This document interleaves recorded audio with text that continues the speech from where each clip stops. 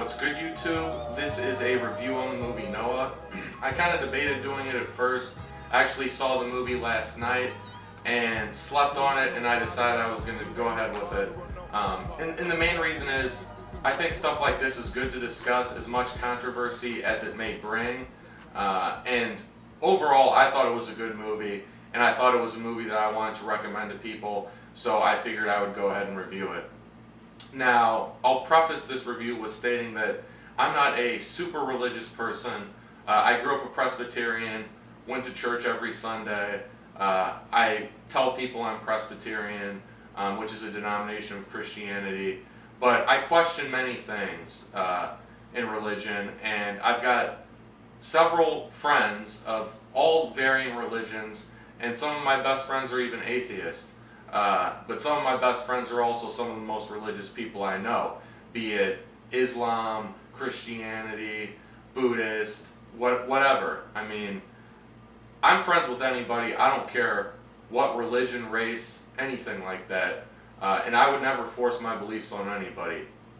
But with that being said, I think that this is a great movie for anybody.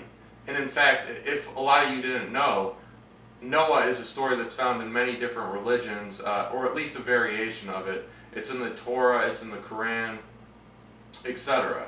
But I think that there were obviously liberties taken with this movie, but I appreciated them myself. But I'm not like some people who are discrediting it, very, very religious.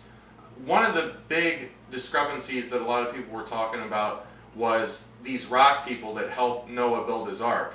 And before I get into the plot a little bit more, I will state that the acting was grade A, phenomenal.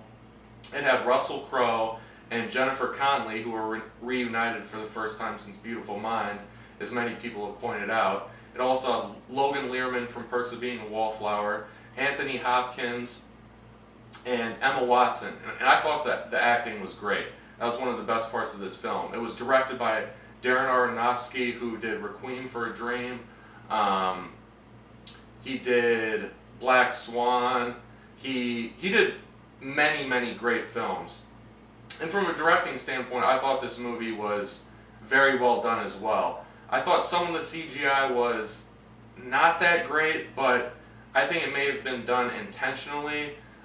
Especially for like the rock people that helped Noah build his ark, because they were kind of robotic in their movements. But after watching the movie, I kind of looked up that part of the story, and the way where he got it from was the Nephilim, I believe is the name of the people. I can't pronounce it that well, but it's basically fallen angels who were punished for their sins, and there's a lot of discussion about what they look like, etc.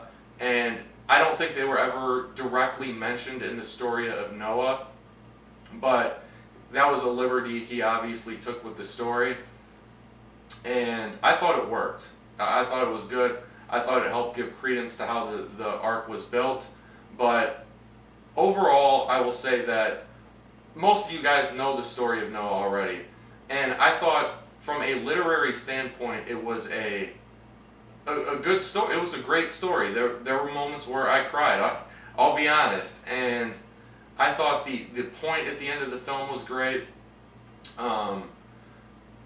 And I know other people that have seen it that are religious, that are really Christian, strongly Christian in their beliefs, that really enjoyed it as well.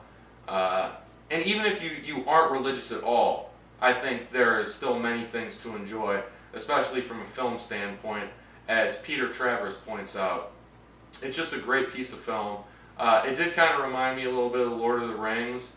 I don't know if that's a good or a bad thing, but overall I was initially going to give this movie a 7.5 out of 10, but I think I'll give it an 8. It was a really, really good film. And I do recommend seeing it. I think it's for anybody. And with that said, if you guys have seen it, I'd love to hear your comments below. As always, rate, comment, subscribe, take it easy, and peace.